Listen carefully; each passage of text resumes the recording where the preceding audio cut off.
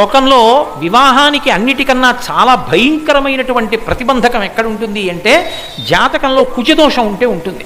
ఎందుకంటే కుజదోషం ఉందనుకోండి, వాళ్ళు మళ్ళీ కుజదోషం ఉన్న వాళ్ళనే చేసుకోవాలి తప్ప కుజదోషం లేని వాళ్ళని చేసుకుంటే ఆ భార్యాభర్తల్లో ఒకళ్ళు శరీరం వదిలిపెట్టేస్తారు, ఇక వాళ్ళకి దాంపత్య జీవితం ఉండదు. అందుకే కుజదోషం ఉన్న జాతకంలో ఉన్న వాళ్ళకి పెళ్ళవడం చాలా కష్టం అవుతూ ఉంటుంది. ఆ కుజదోషం ఉన్నవాళ్ళు మళ్ళీ దొరికి ఇద్దరు బాగా ఉండాలి సంతోషంగా. ఆ కుజుడెవరు? ఆయన పరమశివుని యొక్క కుమారుడే. ఒకప్పుడు సతీదేవిగా పార్వతీదేవి శరీరాన్ని విడిచిపెట్టినప్పుడు అపారమైనటువంటి తపస్సులో ఆయన ఉండగా అలసటకి ఆయన భ్రూమధ్యము నుంచి జలబిందువు ఒకటి నీటి మీద పడింది. ఆయన యొక్క చెమట బిందువు ఉత్తినే పోకూడదు కాబట్టి దాంట్లోంచి 4 భుజాలతో పిల్లవాడు పుట్టాడు, ఎర్రటి రంగుతో. భూదేవి ఆ పిల్లవాడు ఏడుస్తుంటే చూస్తూ ఊరుకున్నావా అని దెబ్బలాడతాడేమోనని పాలిచ్చింది. భూదేవి నువ్వే పెంచు అన్నాడు. ఆయనే కుజుడు, శివపుత్రుడు. కుజుడు గురించి వింటే చాలు అపారమైనటువంటి శివానుగ్రహం కలుగుతుందని చెప్పింది శివమహాపురాణం.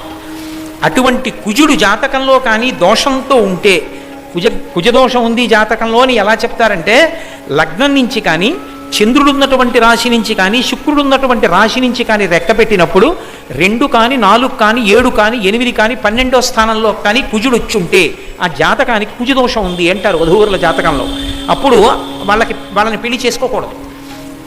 ఈ కుజదోషం ఉన్న వాళ్ళకి పెళ్ళవడం చాలా కష్టం.